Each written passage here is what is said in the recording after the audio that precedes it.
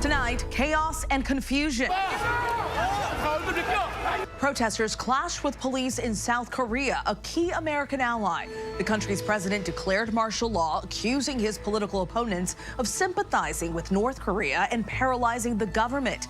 Why the president took such extreme measures and what could happen next. Plus, whiteout conditions and a rising death toll. A train crashes into a truck. Police saying the driver likely got stuck in the snow. Just one of many accidents, and more snowfall is on the way. Also, dropping temperatures, hitting single digits in some states. We're tracking it all.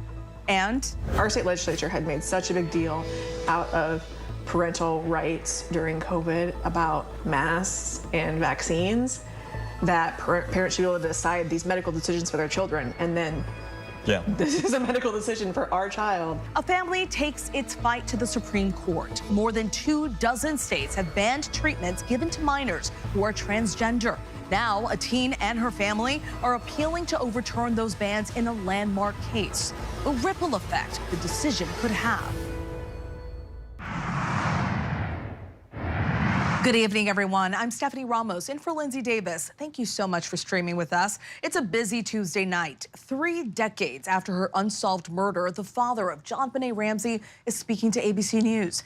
And we're following late-breaking developments involving the Trump transition team, a nominee for a key post dropping out, and President Biden with a historic visit to Africa.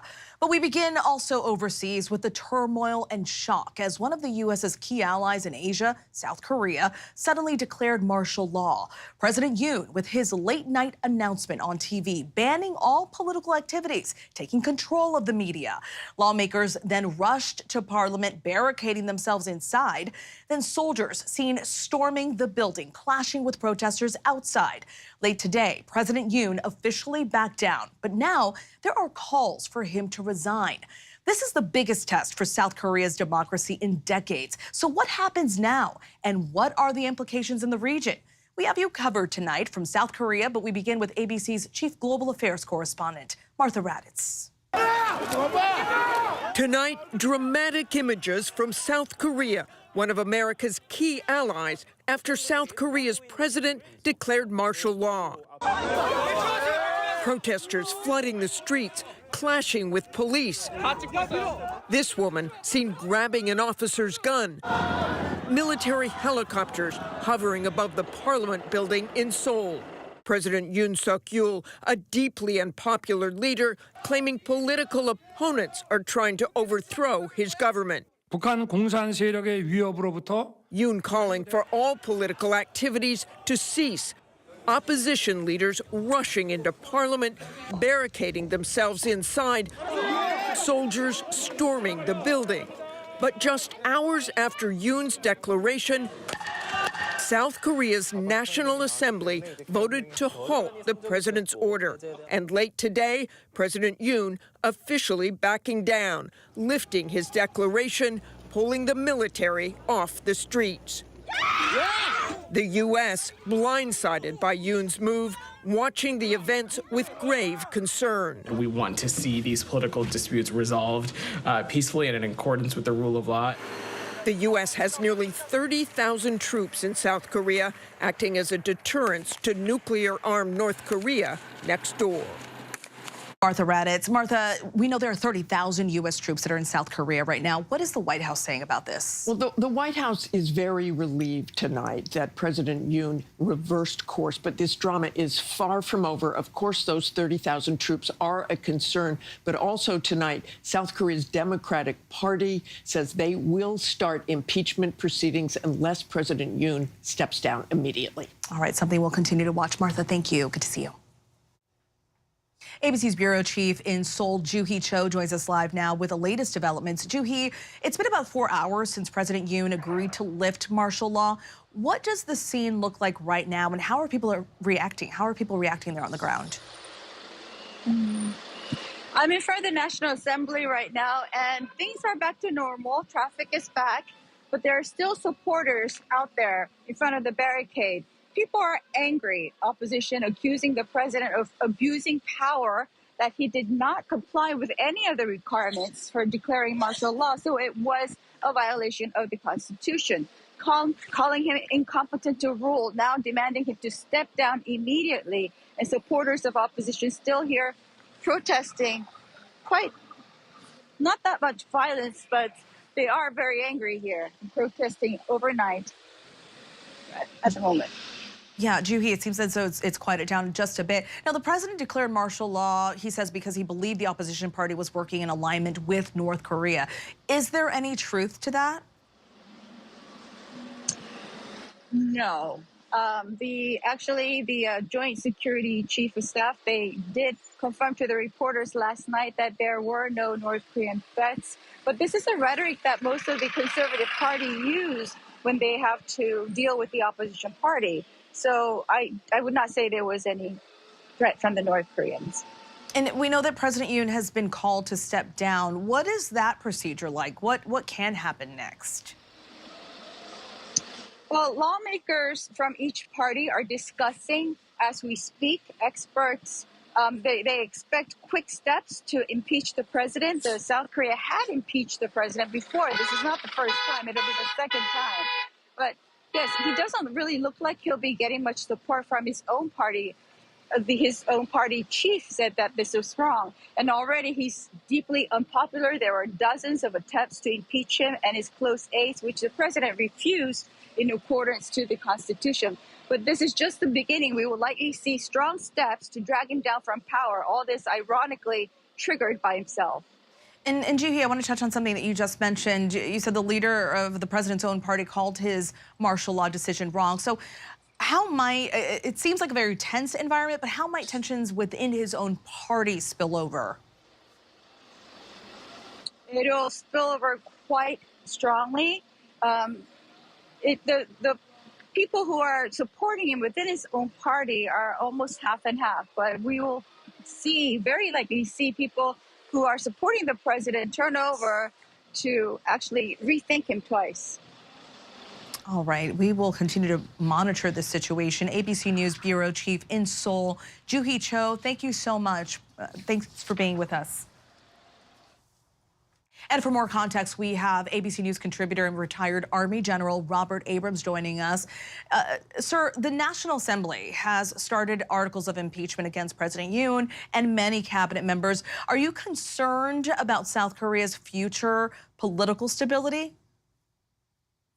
No. Unfortunately, this has become sort of normal with each and every Korean president, less the last president, Moon Jae-in, has either resigned, been impeached, or been tried and put in jail following their presidency. And they've managed to be able to have stable transitions of power. Most recently in 2017, when President Park Geun-hye was impeached, again, a very normal, stable transition of power during a very difficult time on the peninsula. So no, that's the least of my concerns, is a stable transition. Well, that's good to hear. So do you believe this was purely a political move by President Yoon?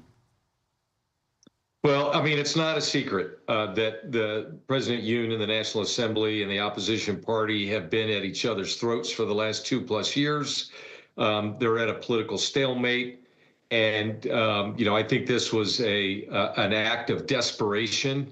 He gambled based on what I think is some bad advice by invoking martial law, which has so many deep-rooted connotations for Korea because of what happened in 1980. And they never want to go through that again.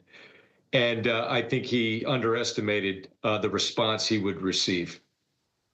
President Yoon did blame threats from North Korea for this unrest. Could this increase tensions between the two Koreas? Well, first off, that the phraseology that's used, he justified this by referring to North Korean sympathizers and so forth. That unfortunately has become a sort of a Korean Conservative Party code word for sort of left-leaning opposition party members who have ideas for a different way forward for Korea, not necessarily in line with North Korea, but sort of a different vision for Korea. So that's code word, and it gave him the justification. I don't think this is going to increase tensions with North Korea, but I certainly expect that North Korea will not pass up the opportunity for some really hateful propaganda over the coming days directed at President Yoon and democracy in general in South Korea. And General, we've heard from the White House on this. The Biden administration said they were caught off guard. How do you think this will impact relations with South Korea as President-elect Trump is set to return to the White House?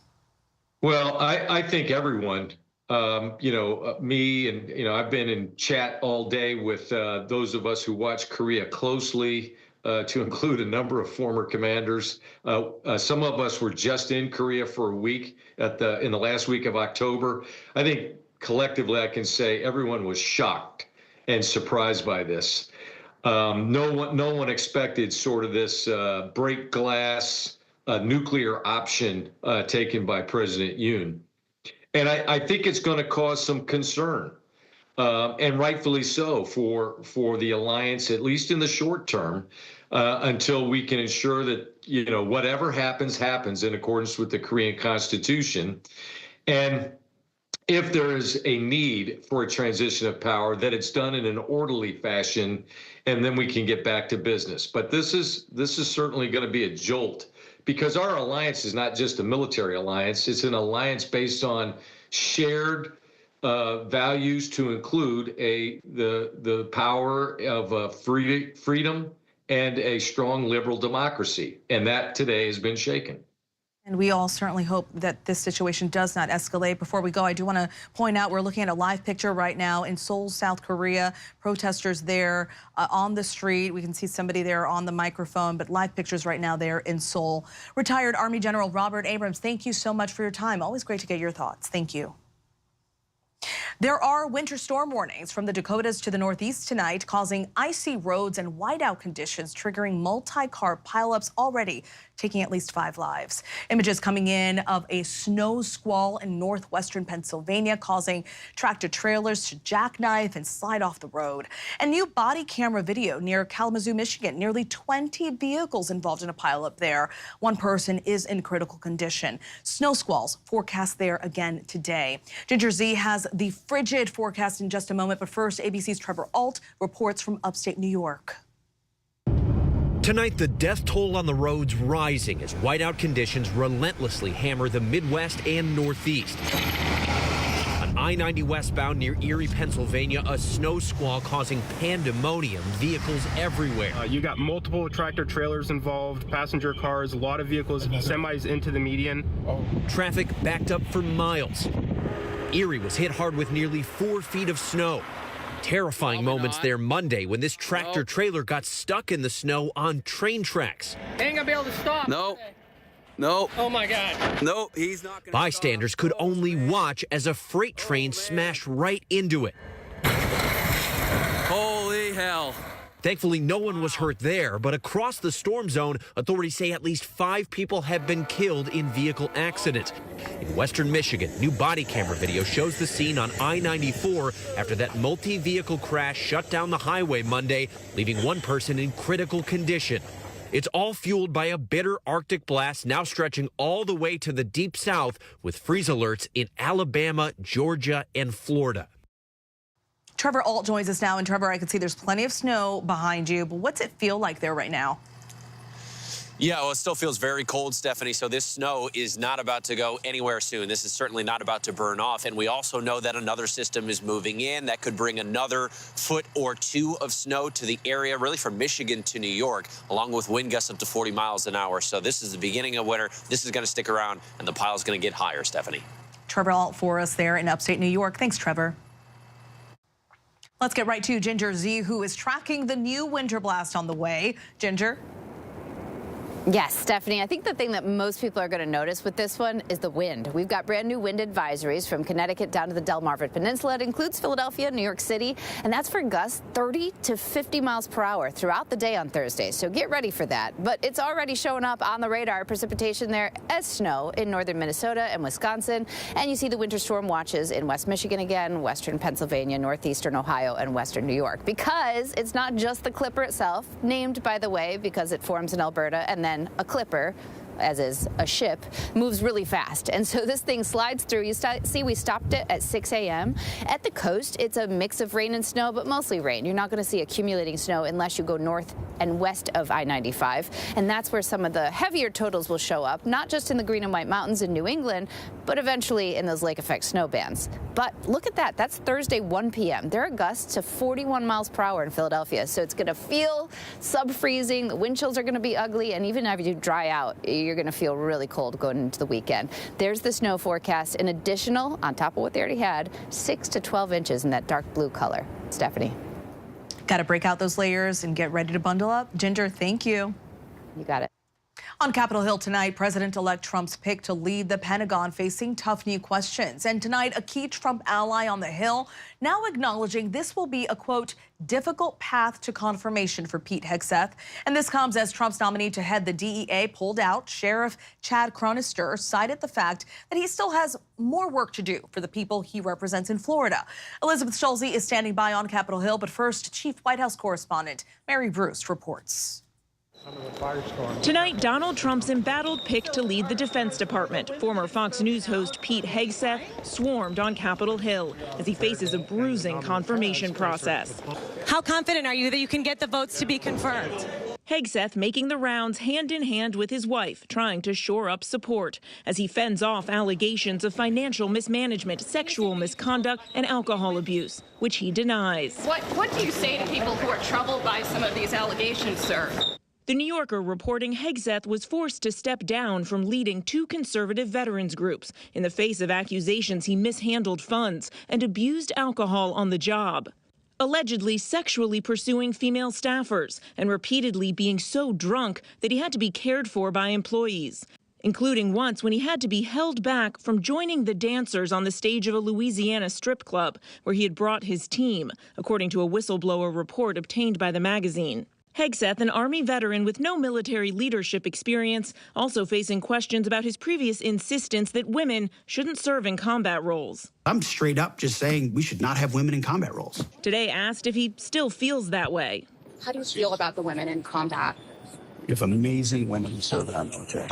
Amazing women who serve in the military. In combat? I think they're already in combat. Despite the backlash, the Trump team tonight remains confident. So when it comes to Pete Hegseth, there aren't any concerns, and we feel very good about his positioning for being confirmed by the Senate. But he will need a majority of support in the Senate to be confirmed. And even some of Trump's ardent supporters concede he faces an uphill battle. Some of these articles are very disturbing. He, obviously has a chance to defend himself here, but some of this stuff is going to be difficult. I would just urge them before they make up their minds, let him have his hearing and listen to him under oath. Now, Hegseth is sure to face tough questions from senators on both sides of the aisle. And of course, he can only afford to lose the support of 3 Republicans and still get the job. Stephanie. Mary Bruce for us tonight. Thank you, Mary. Elizabeth Schulze joins us now from Capitol Hill with more. And Elizabeth, talk to us more about those meetings Hegseth has been taking on the Hill, and what has the reaction been? Stephanie, Pete Hegseth is on a mission to try to convince the Republican senators whose votes he needs to get confirmed that he is the man for the job. He had several meetings today with Republicans. He's meeting others tonight. We've been speaking to them. He has these meetings scheduled all throughout the week to essentially say, look, as these allegations have come out, what can I do to persuade you that this is the right job for me? And we did hear him just say at the beginning of the day he's open to meeting with whoever he needs to. But at the end of the day, assuming, Stephanie, he does not get support from Democratic senators. All he needs is to lose the support of 3 Republicans in the Senate. And so far, a lot of the lawmakers we're talking to are saying they are not going to commit. They're not a clear yes. Some are a clear yes. They say they trust President Trump's judgment on this, that they want to go with his pick and start fresh at the Department of Defense. But others are not yet willing to commit. And that's, they say, they need to see the process play out. They're not yet willing to say no, but they need to see, perhaps as more allegations come out, there's been this steady drip of stories coming out over the past couple of weeks about Pete Hegseth, and they say they're still learning and reading about those stories and the allegations, and at the same time, they want to give him the benefit of the doubt. That's what one senator told me point blank. He believes in fresh starts. He wants to give him the benefit of the doubt, but also not willing to say this is a done deal. Still not a clear path for him at this point, but also someone that he's clearly fighting for here on Capitol Hill, Stephanie. And Elizabeth, we of course learned that background checks can now go forward for some cabinet members. One of those nominees, Senator Marco Rubio, weighed in on this late today. Let's take a listen. The transition will be working through that, so at some point I think it'll find a resolution. They'll have a background check of some kind. So what more do we know about these background checks for these nominees, and what's the reaction on the Hill? And this is really interesting, Stephanie, because the precedent for transitions as new presidents take office is that there is this formal FBI background check process, that they go through rigorous vetting, and that vetting is typically done from the FBI. But we know that Trump's team has so far resisted those FBI background checks. It has now signed those agreements that would allow the DOJ to start that process to go through with the FBI, but hasn't really given any timing on what that looks like. So what we're going to be looking at now over the next couple of weeks is, do those background checks from the FBI go forward, and how long perhaps does the Trump team push that up until even the end of January, when Trump then takes office? Obviously opens a lot of questions about what kind of other allegations could emerge over some of these nominees if some of those more formal checks aren't done before their confirmations. We of course will see how this all plays out. Elizabeth, thank you so much. Thanks. Nearly 3 decades after 6-year-old JonBenét Ramsey was found dead in her family's basement the day after Christmas, her father, in a new interview with ABC News, talks about the chances of finding the killer. Here's our Mola Lenghi.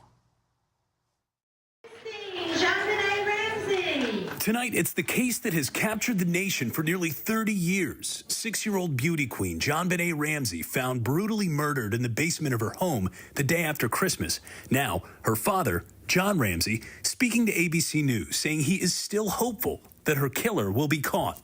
If the police will do what we've asked to do regarding DNA testing, genealogy research, I think there's a very good possibility that we will have him behind bars sooner than later. Sources telling ABC News that progress is being made in the investigation and that a team of experts is poring over evidence using modern techniques. It was John Ramsey who found his daughter dead in their Boulder, Colorado home after she had been missing for hours. Her tragic death making national headlines, but her murder remaining unsolved. Someone killed this 6-year-old child. The crime now back in the public eye, due in part to the newly released Netflix docuseries Cold Case: Who Killed JonBenét Ramsey? Now, 80 years old, Ramsey says he's grateful for the renewed interest, but it's painful to relive his daughter's death. Somebody asked me once, what would you say to JonBenét if you could? I would tell her, I'm sorry, I didn't protect you. That's a father's job. Our thanks to Mola Lenghi, and you can see more of that new interview with John Ramsey later tonight on Nightline. Next to the Pittsburgh area, where authorities believe a grandmother fell into a 30-foot sinkhole. Her 5-year-old granddaughter was found in a car overnight. ABC's Ariel Reshef has this report. Tonight, a desperate and delicate rescue operation outside Pittsburgh. He's going down with a safety rope on him. Teams bringing in cranes and heavy equipment to search for a missing grandmother who may have fallen into a 30-foot deep sinkhole. We did find what appears to be a shoe, so we're fairly confident that we're doing the right thing in the right place at this point. Police say 64-year-old Elizabeth Pollard and her 5-year-old granddaughter were last seen yesterday afternoon after they went out to look for her cat. Overnight, family members reported them missing. Police found the little girl unharmed inside her grandmother's car after the temperature plunged into the 20s. But there was no sign of her grandmother, and just 15 feet away, police found this small sinkhole. State police were originally looking for 2 individuals. They found 1. They believe a second individual may be in a sinkhole. Right now, they're widening out where they go down. All day, crews carefully working to widen and stabilize the sinkhole. Officials concerned about the ground collapsing in what is an old coal mining area. That hole wasn't there until sometime yesterday, most likely, unfortunately, when she was standing over it. Our thanks to Ariel. An undocumented Chinese national living in the United States has been charged with obtaining and shipping guns, ammunition, and electronics to North Korea. Federal prosecutors say Sheng Wen was allegedly moving items to North Korea by concealing them in shipping containers from Long Beach, California, through Hong Kong and then to North Korea.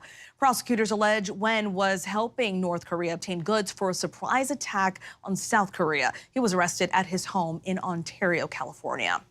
A mystery in the sky spotted in central New Jersey. The FBI is investigating multiple sightings of swarms of drones hovering overhead for the last 2 weeks. The drones are described as larger than those typically flown by everyday hobbyists, and they're raising concerns due to their proximity to a military installation and President-elect Donald Trump's Bedminster Golf Course, a place he frequents often. The FAA has imposed drone flight restrictions, although there is no known threat to public safety. President Joe Biden traveled overseas to Angola, marking the first trip by a sitting United States president and the first visit to sub-Saharan Africa since 2015. President Biden gave remarks at a museum where millions of African slaves were baptized, acknowledging the slave trade that once connected the U.S. and African nations and looking ahead to a brighter future of Angola and U.S. relations. You seek investment. So the United States is expanding our relationship all across Africa, from assistance to aid, to investment to trade, moving from patrons to partners to help bridge the infrastructure gap. President Biden there in Angola. The woman accused of stowing away on a Delta flight to Paris was expected to arrive back in the U.S. today, but she's reportedly still in France. Officials say the suspect did not get on the plane today. She was expected to return on a flight back to JFK Airport in New York. It comes as the family of Svetlana Dali confirms she's the suspect seen on video being confronted by an airline employee.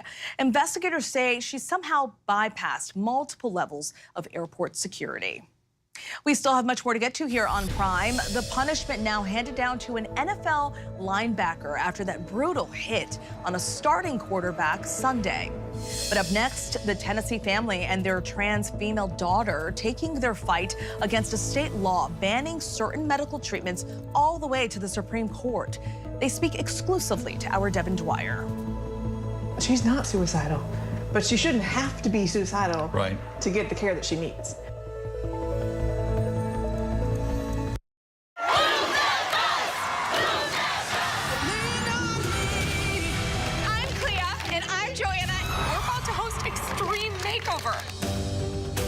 My girls don't have a dad. We have 96 hours to build a house for a deserving family. It can't be real.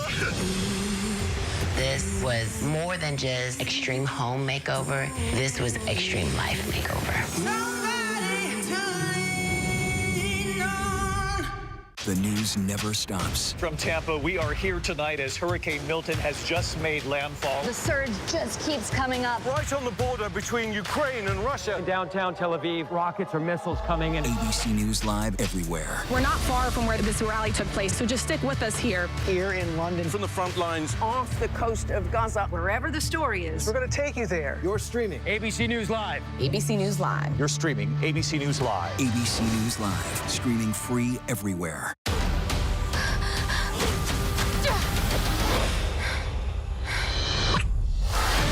The ancestors called on us for a reason. To reconnect our people across the entire ocean.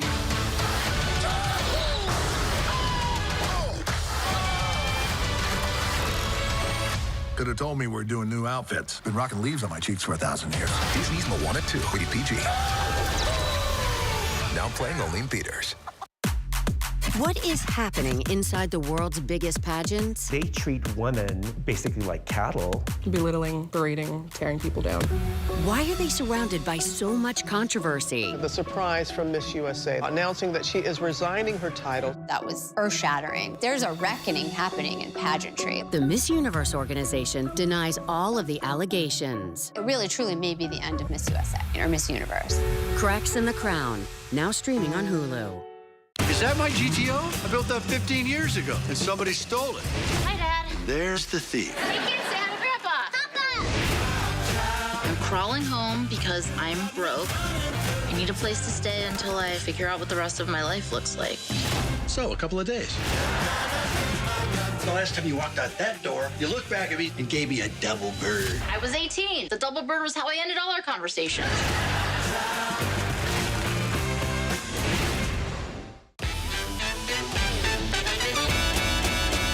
Attention teachers, no child is to be sent to the principal's office today. Kids, if you want to do prom, now's the time. Happy birthday in school. Yes. Weren't there like 4 more of these? Yeah, we were robbed. Hey, buy 3, get 1 free. I'ma call your mother on you. Bring the rest back here, boy.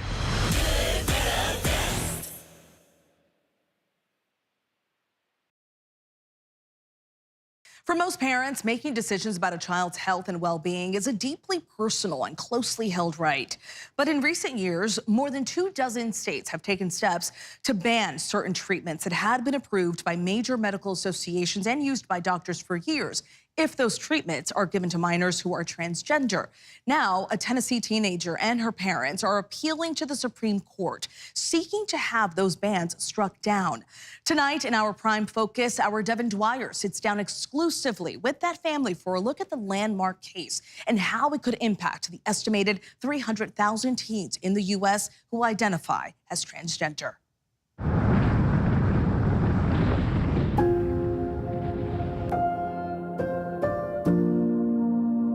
Gonna get breakfast? Are you gonna get breakfast? You're all playing. What is pop? Poppy. For Brian and Samantha Williams in Nashville, Tennessee, parenting is a labor of love. I gotta back out with those cars in the way. From the passenger seat to kitchen concert time, their unconditional love for their 2 teenagers is on full display, even when life presents surprises. And I can't really point to a distinguishing point in my life when I realized that I wanted to be a woman. 16-year-old LW, who asked us not to show her face, came out to her parents as transgender when she was in 7th grade. Well, I talked with my mom first because I was a little bit more comfortable talking to her about it. Yeah, you were 12, almost 13. What was that like to hear, Samantha? Never in my wildest dreams would I have guessed. Really? Yeah. Really? Really, never. Her family and community were supportive, but LW says that couldn't cure the pain she felt inside.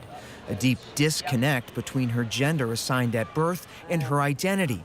Doctors call the distress gender dysphoria. It was very horrible. Very horrible. It's not very comfortable being trapped in, because it just doesn't feel like you. I did ask questions, like, and is this just a phase? How did you resolve that it isn't? Insistent, consistent, persistent. And that's what they use with kids and young adults to see, make sure this isn't a phase. After months of doctor's visits and therapy sessions, LW and her parents decided to use medication to delay puberty.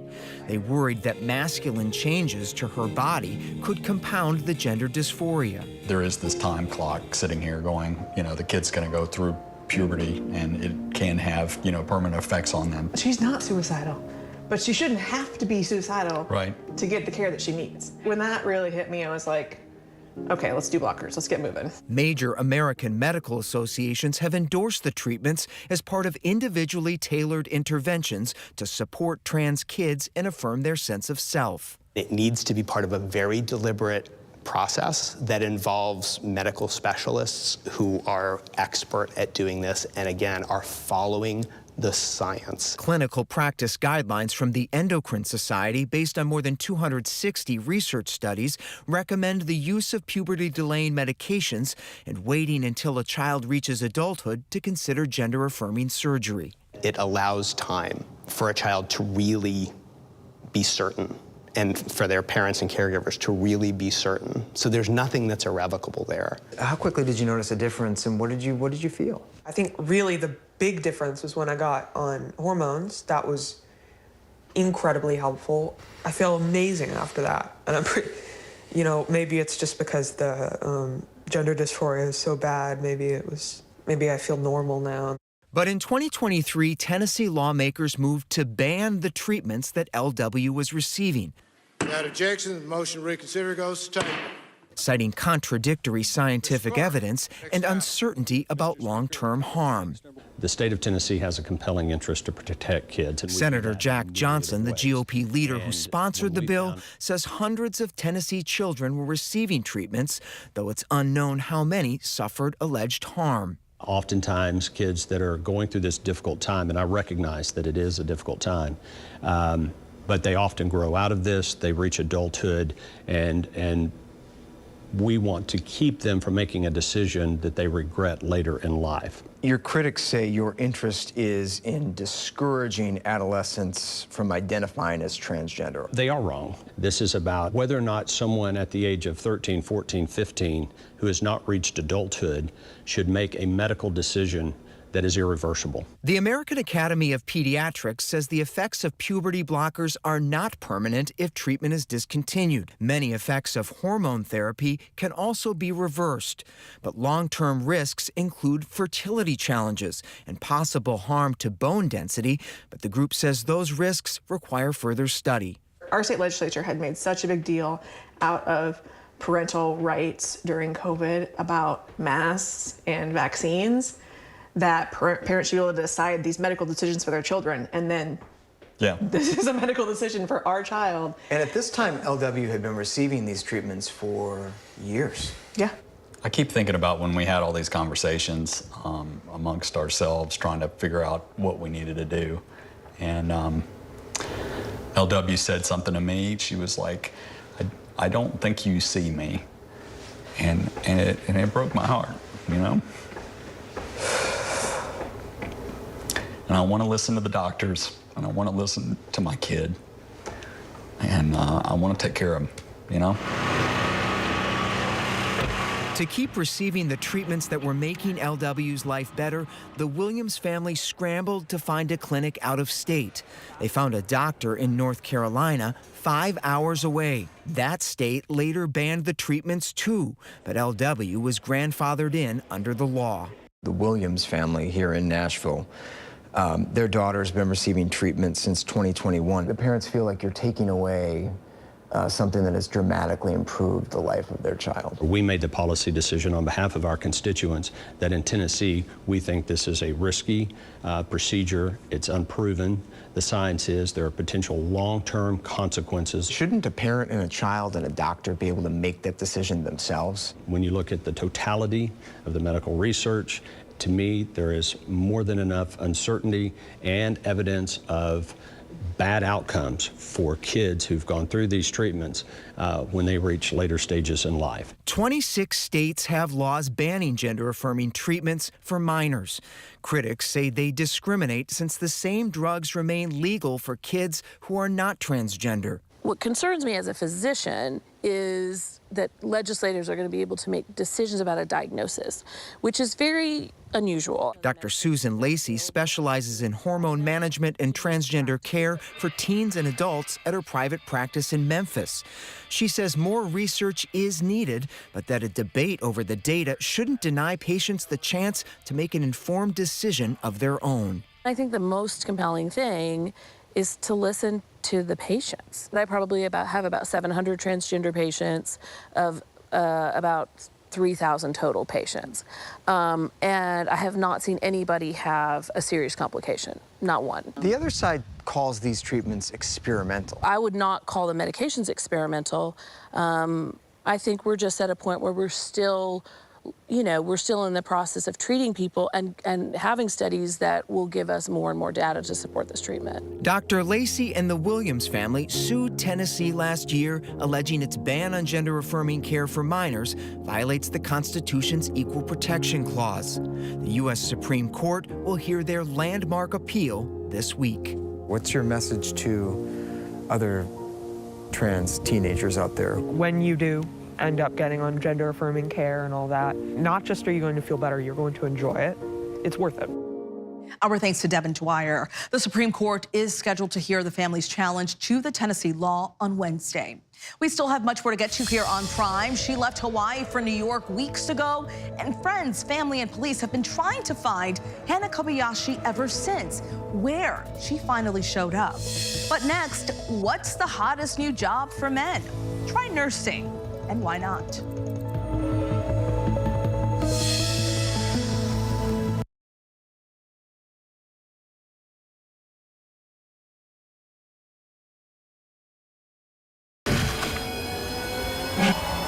How many elephants have you killed? True natural beauty, one of the last of its kind. But this comes at a cost.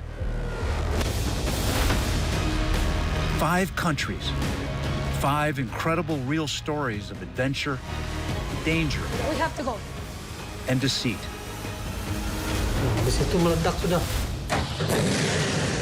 Where are we going next? We got this ongoing search for the animal we've been trying to find. These are the last lands. The national parks around the world that have to be saved. There.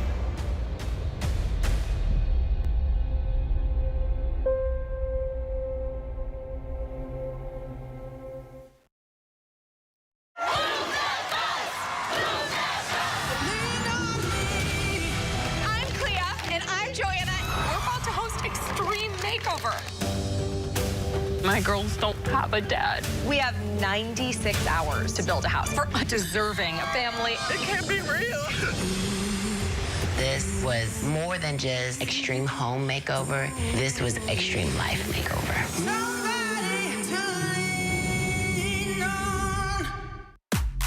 What is happening inside the world's biggest pageants? They treat women basically like cattle. Belittling, berating, tearing people down. Why are they surrounded by so much controversy? The surprise from Miss USA announcing that she is resigning her title. That was earth-shattering. There's a reckoning happening in pageantry. The Miss Universe organization denies all of the allegations. It really, truly may be the end of Miss USA or Miss Universe. Cracks in the Crown, now streaming on Hulu. The news never stops. From Tampa, we are here tonight as Hurricane Milton has just made landfall. The surge just keeps coming up. Right on the border between Ukraine and Russia. In downtown Tel Aviv, rockets or missiles coming in. ABC News Live everywhere. We're not far from where this rally took place, so just stick with us here. Here in London. From the front lines. Off the coast of Gaza. Wherever the story is. We're going to take you there. You're streaming ABC News Live. ABC News Live. You're streaming ABC News Live. ABC News Live, streaming free everywhere. Attention teachers, no child is to be sent to the principal's office today. Kids, if you want to do prom, now's the time. Happy first day in school. Yes. Weren't there like 4 more of these? Yeah, we were robbed. Hey, buy 3, get 1 free. I'ma call your mother on you. Bring the rest back here, boy.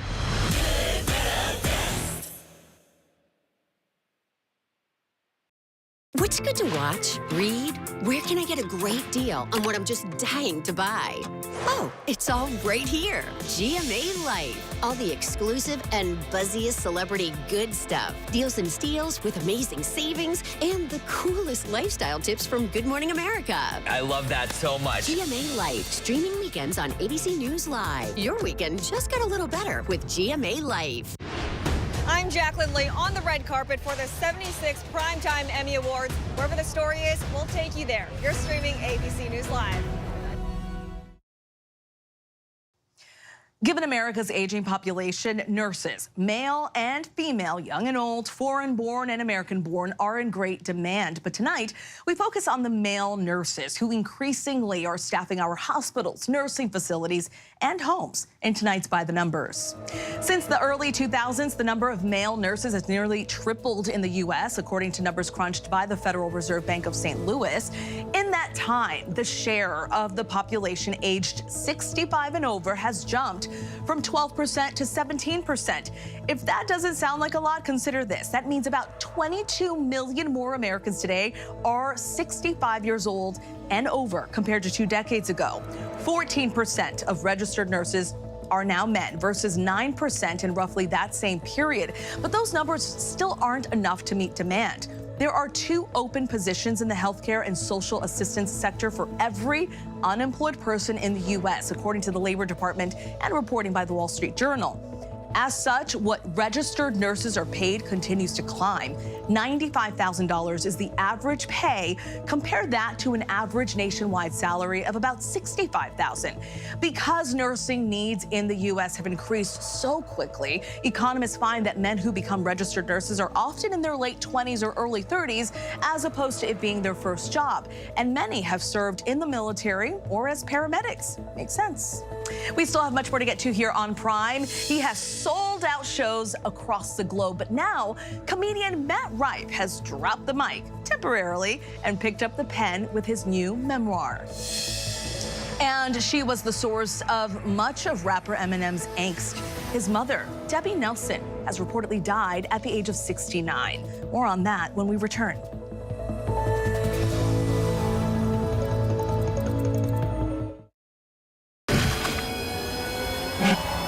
How many elephants have you killed?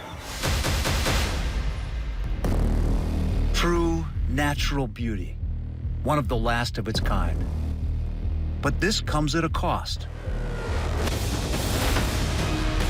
5 countries, 5 incredible real stories of adventure, danger, We have to go. and deceit.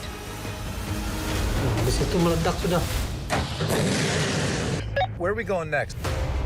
We got this ongoing search for the animal we've been trying to find. These are the last lands.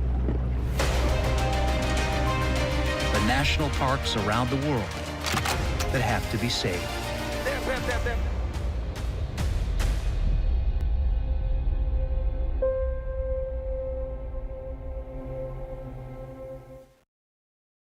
America's #1 news, ABC News, now streaming 24/7 on Disney+. What is happening inside the world's biggest pageants? They treat women basically like cattle. Belittling, berating, tearing people down. If you want to win, you are more likely to want to keep your mouth shut. Why are they surrounded by so much controversy? The surprise from Miss USA announcing that she is resigning her title. That was earth-shattering. The intense backlash. Why am I still joining if these people don't see my value? At this point, it's become really hard to believe anything that the organization says. The Miss Universe organization denies all of the allegations. There's a reckoning happening in pageantry. It really, truly may be the end of Miss USA or Miss Universe. Cracks in the crown. Miss Universe in crisis. This is Impact by Nightline, now streaming on Hulu. The news never stops. We are here in Israel, a nation at war. We appeared to be gunfire. The former president rushed off the stage. Hurricane Helene ravaging the coastline of Florida. It's moving really fast, screaming across the state. And that's why ABC News Live never stops. Taking you to the center of the story. As news breaks live. We hear those small arms fire around us. We're right on the border between Ukraine and Russia. ABC News Live is there for you at the start of your day all morning live. ABC News Live, right there, as events unfold across the day. ABC News Live, breaking down the day's top stories. Lyle and Eric Menendez, there is new evidence in this case. ABC News Live Prime going there, wherever the story is. Are you going to build it back up? And ABC News Live lighting up the weekends. With breaking news and all the latest pop headlines. Happy Oscars Sunday. A lot to watch for tonight. ABC News Live. Because the news never stops. You're watching America's #1 streaming news. Live reporting, breaking new exclusives. Keep streaming with ABC News Live. She left Hawaii for New York weeks ago, but never made it. Where Hana Kobayashi, who was presumed missing, has been found, and it was dubbed the Black Swan murder trial, the punishment tonight for the former ballerina who killed her husband. Rocky Day? How about Rocky Week? How Philadelphia is celebrating the classic movie. These stories and more in tonight's rundown.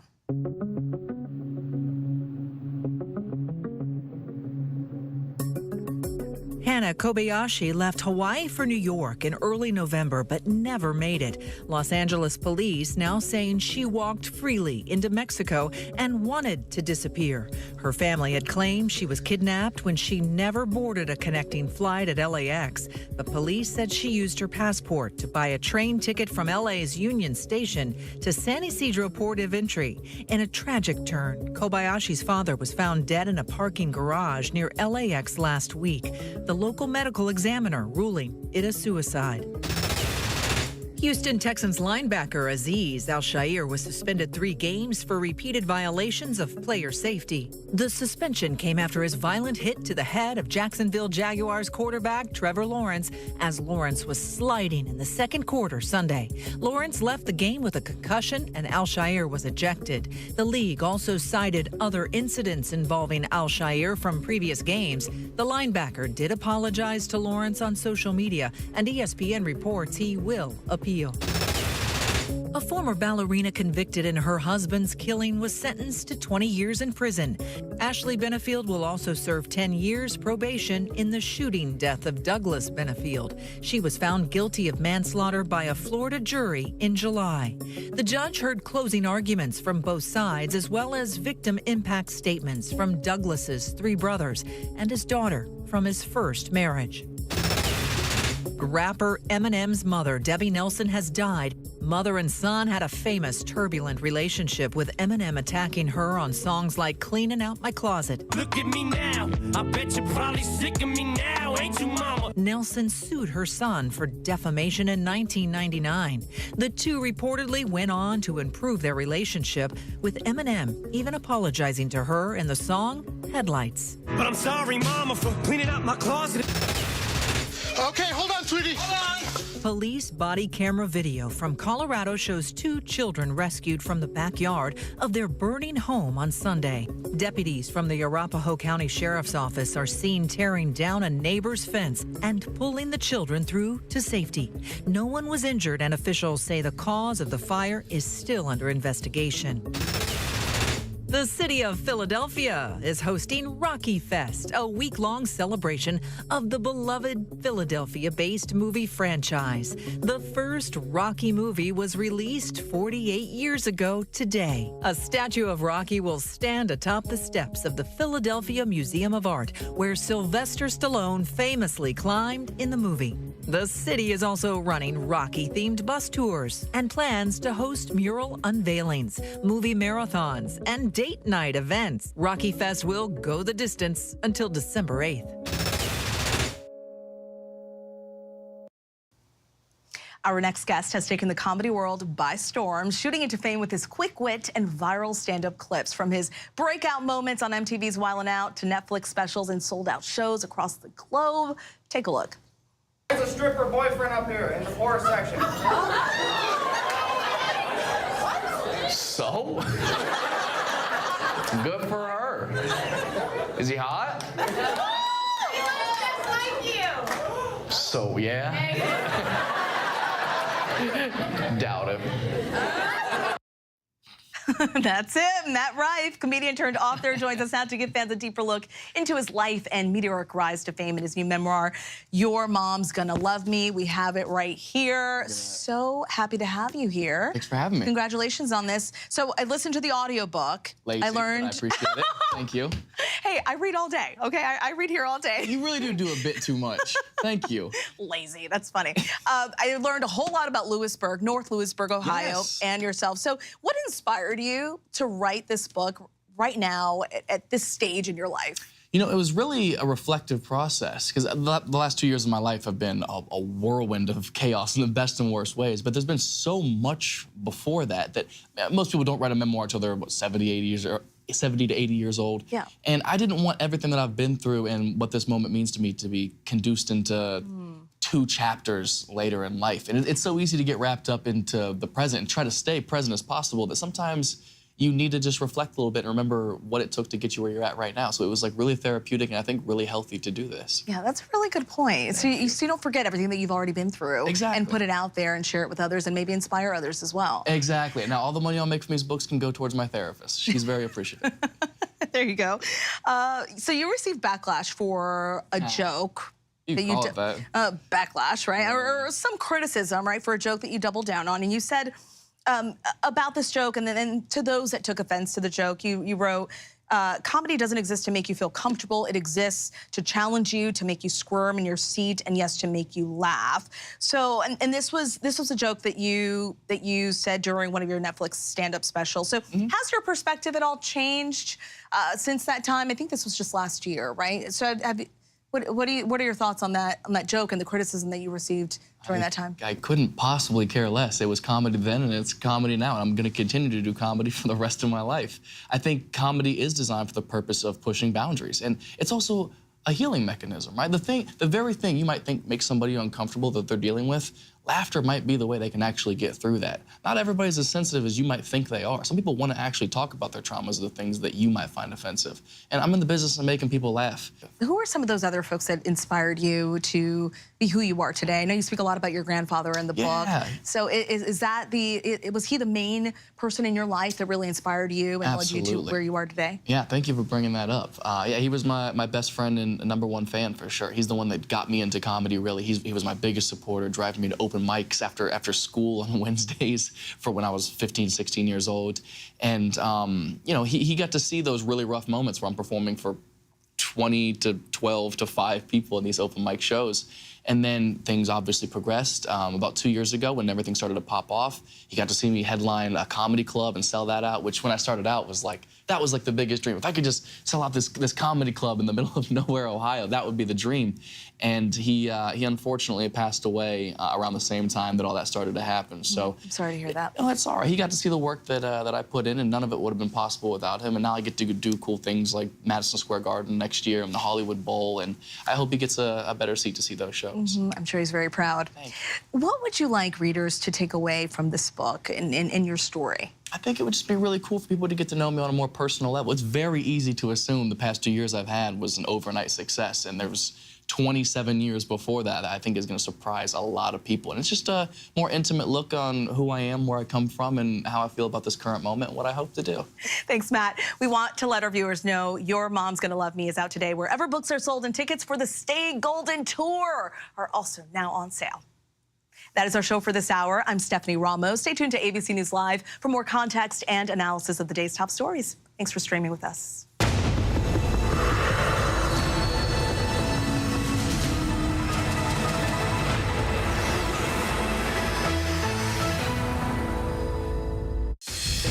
And coming up in the next hour, after South Korea's President Yoon declared martial law throughout the country, what's next for its people, its press, and politicians who oppose the president? And a Christmas tree in Munich that won't burn up your home, but would burn a hole in your wallet, if only it were for sale.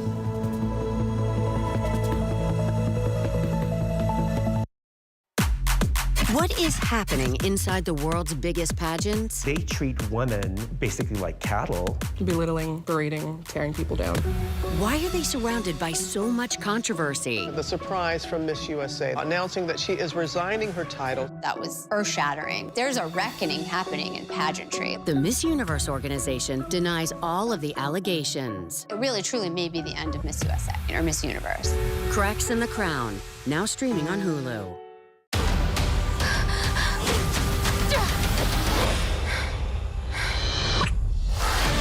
The ancestors called on us for a reason. To reconnect our people across the entire ocean.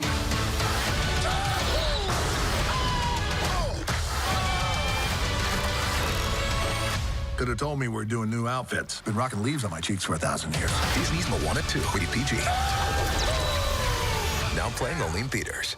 Hey, good morning, America. Good morning, America. Good morning, America. Are you ready? They are ready. covering the biggest events in the country right now. There's a lot going on here this morning.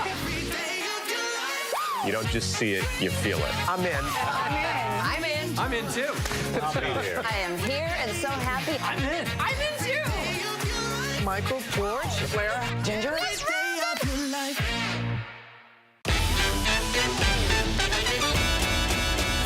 Attention teachers, no child is to be sent to the principal's office today. Kids, if you want to do crime, now's the time. Happy first day in school.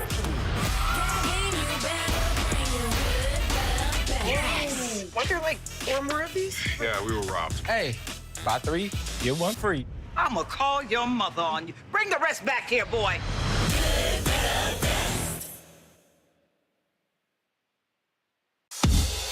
The news never stops. We are here in Israel, a nation at war. We heard what appeared to be gunfire. The former president rushed off the stage. Hurricane Helene ravaging the coastline of Florida. It's moving really fast, screaming across the state. And that's why ABC News Live never stops. taking you to the center of the story. As news breaks live. We hear those small arms fire around us. We're right on the border between Ukraine and Russia. ABC News Live is there for you at the start of your day all morning live. ABC News Live, right there, as events unfold across the day. ABC News Live, breaking down the day's top stories. Lyle and Eric Menendez, there is new evidence in this case. ABC News Live Prime going there, wherever the story is. Are you going to build it back up? And ABC News Live, lighting up the weekends. With breaking news and all the latest pop headlines. Happy Oscar Sunday. A lot to watch for tonight. ABC News Live. Because the news never stops. Reporting from Monterey Park, California, I'm Robin Roberts. Wherever the story is, we're going to take you there. You're streaming ABC News Live. Good evening, everyone. I'm Stephanie Ramos, in for Lindsay Davis. Thank you for streaming with us. We begin overseas with the turmoil and shock as one of the U.S.'s key allies in Asia, South Korea, suddenly declared martial law. President Yoon, with his late-night announcement on TV banning all political activities, taking control of the media. Lawmakers then rushed to Parliament, barricading themselves inside. Then soldiers seen storming the building, clashing with protesters outside. Late today, President Yoon officially backed down. But now, there are calls for him to resign. This is the biggest test for South Korea's democracy in decades. So what happens now and what are the implications in the region? We begin with ABC's chief global affairs correspondent, Martha Raddatz.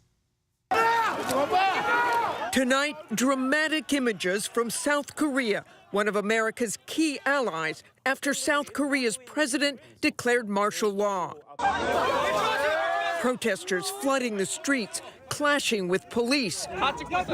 This woman seen grabbing an officer's gun. Military helicopters hovering above the parliament building in Seoul. President Yoon Suk-yeol, a deeply unpopular leader, claiming political opponents are trying to overthrow his government. 북한 공산 세력의 위협으로부터 Yoon calling for all political activities to cease. Opposition leaders rushing into parliament, barricading themselves inside, soldiers storming the building. But just hours after Yoon's declaration, South Korea's National Assembly voted to halt the president's order. And late today, President Yoon officially backing down, lifting his declaration, pulling the military off the streets. The U.S., blindsided by Yoon's move, watching the events with grave concern. We want to see these political disputes resolved peacefully and in accordance with the rule of law. The U.S. has nearly 30,000 troops in South Korea, acting as a deterrence to nuclear-armed North Korea next door. A situation we'll be monitoring closely. Our thanks to Martha. Moving to weather now. There are winter storm warnings from the Dakotas to the Northeast tonight, causing icy roads and whiteout conditions, triggering multi-car pileups, already taking at least 5 lives. Images coming in of a snow squall in northwestern Pennsylvania, causing tractor trailers to jackknife and slide off the road. And new body camera video from Kalamazoo, Michigan. Nearly 20 vehicles involved in a pileup there. One person in critical condition. Snow squalls forecast there again today. Ginger Z has the frigid forecast in just a moment. But first, ABC's Trevor Ault joins us now from upstate New York. Tonight, the death toll on the roads rising as whiteout conditions relentlessly hammer the Midwest and Northeast. On I-90 westbound near Erie, Pennsylvania, a snow squall causing pandemonium, vehicles everywhere. You got multiple tractor trailers involved, passenger cars, a lot of vehicles, semis into the median. Traffic backed up for miles. Erie was hit hard with nearly 4 feet of snow. Terrifying moments there Monday when this tractor trailer got stuck in the snow on train tracks. Ain't gonna be able to stop. No. No. Oh my God. No, he's not gonna Bystanders could only watch as a freight train smashed right into it. Holy hell. Thankfully, no one was hurt there, but across the storm zone, authorities say at least 5 people have been killed in vehicle accidents. In western Michigan, new body camera video shows the scene on I-94 after that multi-vehicle crash shut down the highway Monday, leaving one person in critical condition. It's all fueled by a bitter Arctic blast now stretching all the way to the deep south with freeze alerts in Alabama, Georgia, and Florida. Trevor Ault joins us now. And Trevor, I can see there's plenty of snow behind you, but what's it feel like there right now? Yeah, well, it still feels very cold, Stephanie, so this snow is not about to go anywhere soon. This is certainly not about to burn off, and we also know that another system is moving in that could bring another foot or 2 of snow to the area, really from Michigan to New York, along with wind gusts up to 40 miles an hour. So this is the beginning of winter. This is going to stick around, and the pile's going to get higher, Stephanie. Trevor Ault for us there in upstate New York. Thanks, Trevor. Let's get right to Ginger Z, who is tracking the new winter blast on the way. Ginger? Yes, Stephanie, I think the thing that most people are going to notice with this one is the wind. We've got brand new wind advisories from Connecticut down to the Delmarva Peninsula. It includes Philadelphia, New York City, and that's for gusts 30 to 50 miles per hour throughout the day on Thursday. So get ready for that. But it's already showing up on the radar. Precipitation there as snow in northern Minnesota and Wisconsin. And you see the winter storm watches in West Michigan again, western Pennsylvania, northeastern Ohio, and western New York. Because it's not just the Clipper itself, named, by the way, because it forms in Alberta, and then a Clipper, as is a ship, moves really fast. And so this thing slides through. You see we stopped it at 6 a.m. At the coast, it's a mix of rain and snow, but mostly rain. You're not going to see accumulating snow unless you go north and west of I-95. And that's where some of the heavier totals will show up, not just in the Green and White Mountains in New England, but eventually in those lake effect snow bands. But look at that. That's Thursday, 1 p.m. There are gusts to 41 miles per hour in Philadelphia. So it's going to feel sub-freezing. The wind chills are going to be ugly. And even if you dry out, you're going to feel really cold going into the weekend. There's the snow forecast. An additional, on top of what they already had, 6 to 12 inches in that dark blue color. Stephanie. Got to break out those layers and get ready to bundle up. Ginger, thank you. You got it. On Capitol Hill tonight, President-elect Trump's pick to lead the Pentagon facing tough new questions. And tonight, a key Trump ally on the Hill now acknowledging this will be a, quote, difficult path to confirmation for Pete Hegseth. And this comes as Trump's nominee to head the DEA pulled out. Sheriff Chad Chronister cited the fact that he still has more work to do for the people he represents in Florida. Chief White House correspondent Mary Bruce reports. Tonight, Donald Trump's embattled pick to lead the Defense Department, former Fox News host Pete Hegseth, swarmed on Capitol Hill as he faces a bruising confirmation process. How confident are you that you can get the votes to be confirmed? Hegseth making the rounds hand in hand with his wife, trying to shore up support as he fends off allegations of financial mismanagement, sexual misconduct, and alcohol abuse, which he denies. What do you say to people who are troubled by some of these allegations, sir?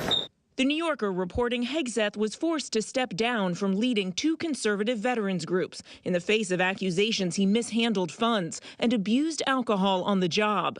Allegedly sexually pursuing female staffers and repeatedly being so drunk that he had to be cared for by employees, including once when he had to be held back from joining the dancers on the stage of a Louisiana strip club where he had brought his team, according to a whistleblower report obtained by the magazine. Hegseth, an Army veteran with no military leadership experience, also facing questions about his previous insistence that women shouldn't serve in combat roles. I'm straight up just saying we should not have women in combat roles. Today asked if he still feels that way. How do you feel about the women in combat? We have amazing women who serve in our military. Amazing women Do you who serve think they in should the military. be in combat? I think they're already in combat.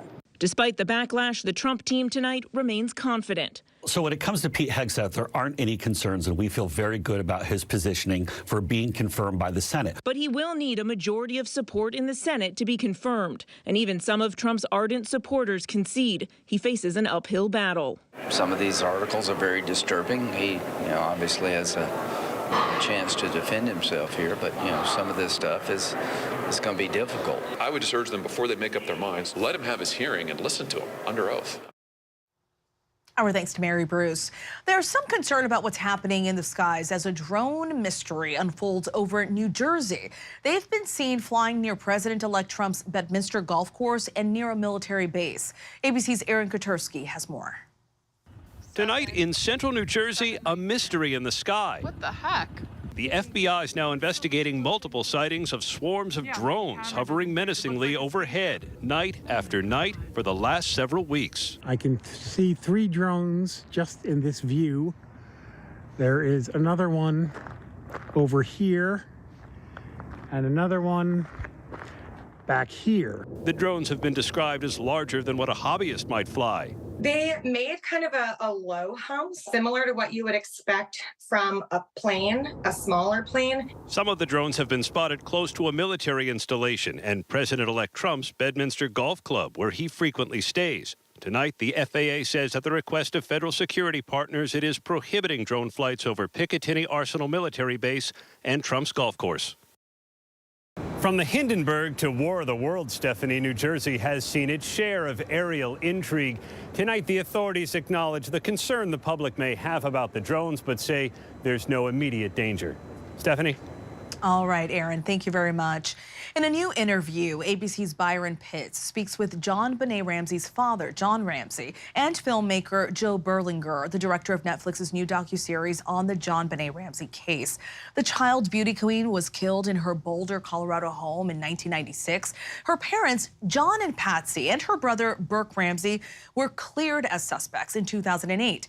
In the interview, John Ramsey shares his optimism about the case's future, his frustrations with the investigation, and the emotional weight of decades without answers. Take a look. Your sweet daughter would be about 34 years old now. Yep. What do you say to her now? Somebody asked me once, what would you say to JonBenét if you could? And she knew she was loved. I mean, we told her that every day. But I would tell her, I'm sorry, I didn't protect you. That's a father's job.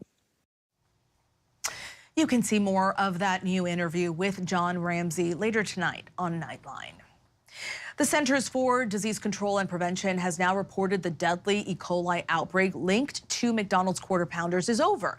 The outbreak was first reported by the CDC in late October. In total, 104 people reported sickness across 14 states, with about 1/3 of them being hospitalized. Nearly all people who fell ill reported eating a menu item that contained fresh silvered onions. The fast food chain is no longer serving the onions after a voluntary recall by the distributor of those onions, Taylor Farms. The U.S. Food and Drug Administration has now said its investigation into the matter is closed. President Biden is on a historic trip to Angola, and he made a stop today at a slavery museum, highlighting the relationship between the U.S. and Angola dating back to the slave trade. ABC's Alex Prochet is traveling with the president. Alex?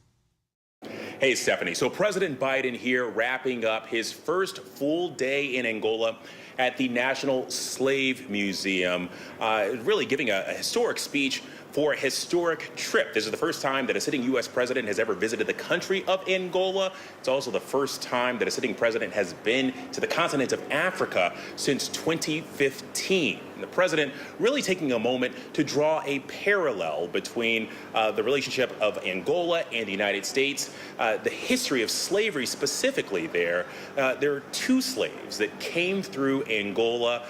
They were forcefully baptized, had their names changed to Anthony and Isabella before being brought to American shores where they lived as slaves.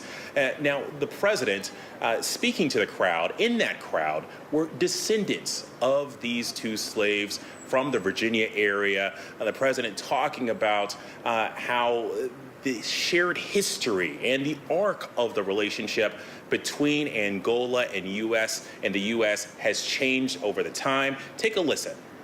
The story of Angola and the United States holds a lesson for the world. Two nations with a shared history and evil of human bondage. Two nations on opposite sides of the Cold War, defining struggle in the late part of the 20th century. And now, two nations standing shoulder to shoulder, working together every day for the mutual benefit of our people. In working together for the everyday benefit of our people, the president really taking a moment to highlight a number of U.S. investments in the region and partnerships with Angola, with global health, with agriculture, and also with infrastructure. Tomorrow, the president will be headed to the area of Lobito, where they're touting this Lobito corridor. It's a rail project that ultimately the White House hopes will connect West and Eastern Africa. The president really saying that that's going to provide an alternative to some of the billions of dollars in Chinese infrastructure investment in the region. Stephanie? Thousands cheering on the president there in Angola on that long-promised trip. Alex Boucher for us, thank you. We still have much more to get to here on Prime. The terrible toll the conflict in Sudan is taking on its people, and a massive asteroid's near brush with planet Earth. That's coming up. Stay with us.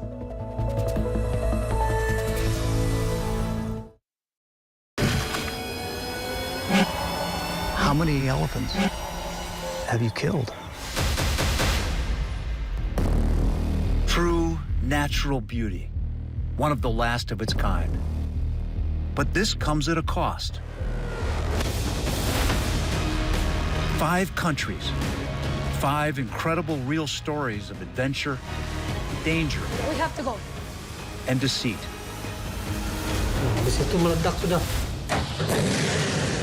Where are we going next? We got this ongoing search for the animal we've been trying to find. These are the last lands. The national parks around the world that have to be saved. There.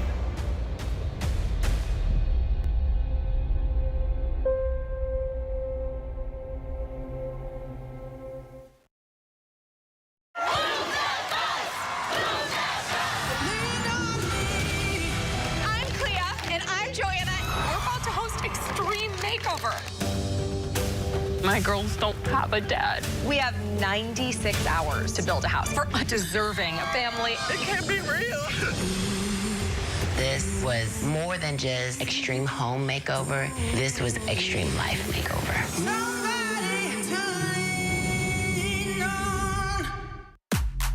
What is happening inside the world's biggest pageants? They treat women basically like cattle. Belittling, berating, tearing people down.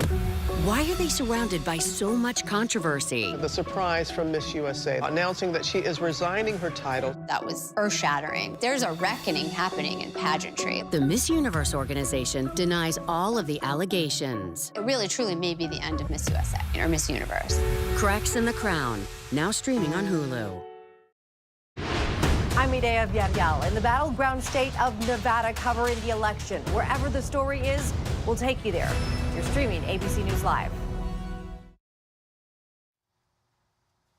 We are tracking several headlines around the world. Severe floods caused by monsoon rains have killed dozens of people and displaced tens of thousands more in Malaysia and southern Thailand. The record-breaking rain in Malaysia submerged homes and rice fields, and it's estimated to have caused more than $200 million in damage. The region is bracing for another round of monsoon rain later this week.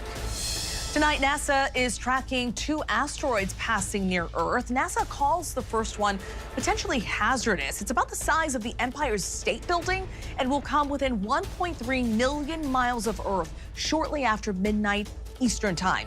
Also today, astronomers discovered a much smaller asteroid, only 70 centimeters in diameter, just hours before it lit up the sky over Siberia, burning up in Earth's atmosphere. Really neat. Europe's most expensive Christmas tree is now on display in Munich. The nearly 10-foot gold tree is made of more than 2,000 Vienna Philharmonic coins and is worth more than $5 million. Pretty pricey. According to the United Nations mission in South Sudan, the conflict plaguing parts of the country continues to disproportionately impact women and girls. UN data reveals reports of conflict-related sexual violence increased by 50% last year compared to 2023, and women and girls accounted for 95% of verified cases. The UN adds that these numbers likely do not reflect the global scale or prevalence of this chronically underreported, historically hidden crime. Today, we bring in the executive director of Root of Generations, Grace Durong, who runs an NGO in South Sudan, empowering gender-based violence survivors in conflict-affected regions. Grace, thank you so much for joining us. Tell us about the mission of Root of Generations and how it started. Thank you, Stephanie, for having me, and it's a great pleasure to be here today. Root of Generations was an organization founded out of the inspirations of the struggles that women undergo in the country and the conflicts that is disproportionately affecting women. And this organization currently is working to empower and uplift the voices of women, including the refugees and IDPs, understanding that the mission of this organization is basically to raise the voices of the women and children caught in distress and bringing their voices not just in front of the discussions, but also empowering them to be part of the discussions. Thank you. And Sudan's civil war, we know, started in April of 2023. Talk to us about the situation and how it's worsened over the last year. Refugees are fleeing the conflict from Sudan and also getting into other conflicts in Sudan and this was in South Sudan, and also there is flood in South Sudan.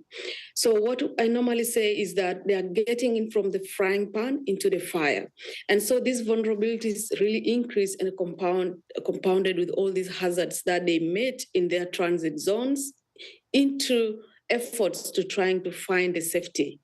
And the fact that the sexual violence has been used as the weapon in this kind of crisis makes it worse for women. And women in South Sudan, we know, are facing increased risks of violence and displacement. What have you heard from them on the ground? Basically, the stories we hear from these women are the stories of vulnerabilities, of how the challenges they're facing cannot be told, how they cannot even face the fact that they can tell the story, and how the vulnerability keeps on increasing. Even where there seems to be secured, still they are facing the challenges because they have to move out of these camps to look for the food. We understand there is shortages in meeting their needs. You can see that women cannot meet their needs, especially the food and to feed their families. And the president of the group Darfur Women Action Group told the UN Council last month that some women are committing mass suicide as an escape from further sexual violence. What kind of support are women, are survivors receiving there? Basically, the efforts we're trying to make is to build, to restore the lives of these women. And this ranges from health issues, trauma issues that they face, to as much as meeting the household needs. So the efforts we're trying here is to stabilize the human being, restoring the sanity in their lives, to recognize that what they've gone through has happened, and now what is next in their lives, trying to build the future that they need in providing them the skills they require in order to build their lives, to provide for their families. And the trauma, the post-traumatic kind of exercise that we're undertaking in these camps is to help them to restore their minds. And we know that these are issues that cannot just be dealt with in a day. Grace, what is the solution here to end this violence from the paramilitary?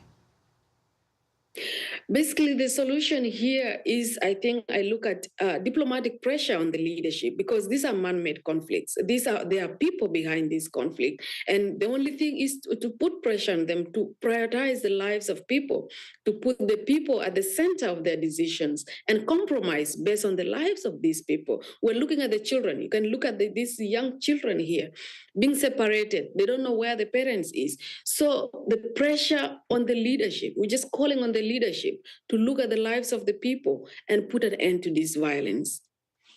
Well, hopefully there's a solution to this problem very, very soon. Grace, thank you so much for joining us, and thank you so much for the work that you're doing empowering these women and girls and these survivors. For more on how to support Root of Generations mission, you can visit rog.org.ss. And still to come, the sea turtles now recovering after a sudden freeze.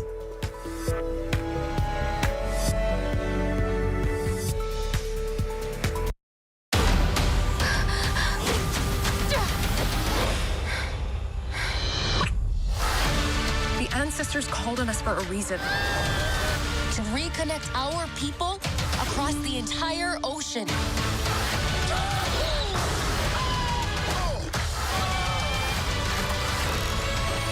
Could have told me we're doing new outfits. Been rocking leaves on my cheeks for 1,000 years. Disney's Moana 2, rated PG. Now playing only in theaters.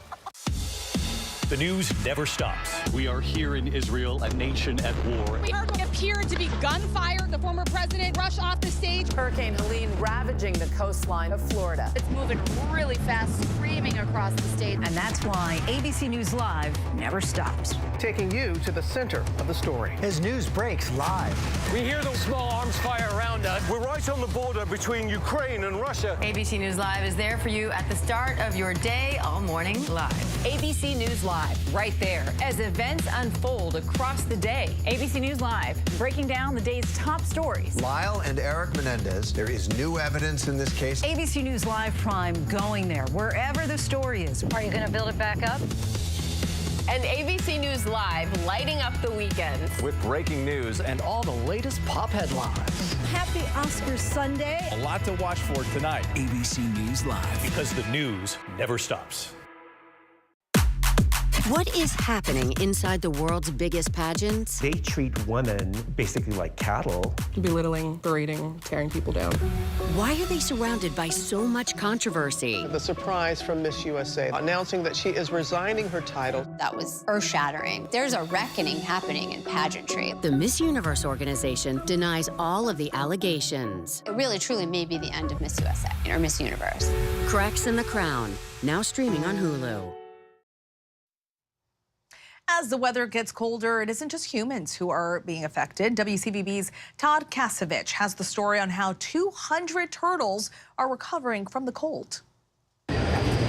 Inside the Sea Turtle Hospital in Quincy, about 200 turtles are recovering from a condition known as cold stunning. In other words, hypothermia. Sea turtles like more of a tropical feel, so they like mid-70s, low 80s. Right now, Cape Cod Bay's 49.6 from the buoy that was out there this morning. So pretty chilly for them. This big guy is a loggerhead. There are also Kemp's Ridley turtles and green turtles.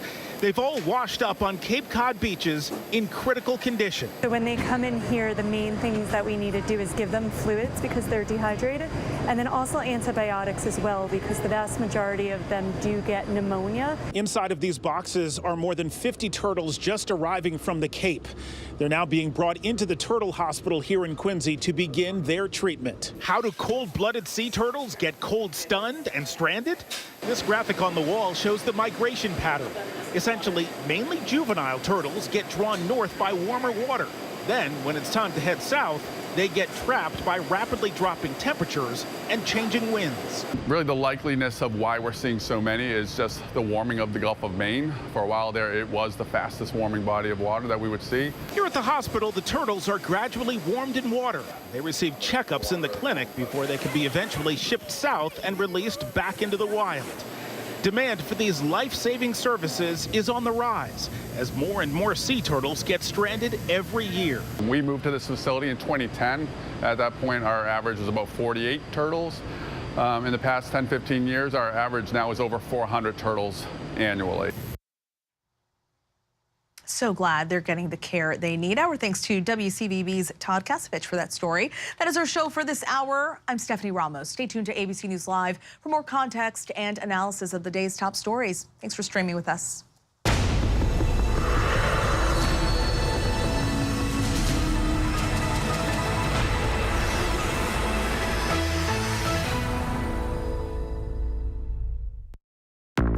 Whenever, wherever news breaks, it's so important to always remember that lives are changed. Here in London, in Buffalo.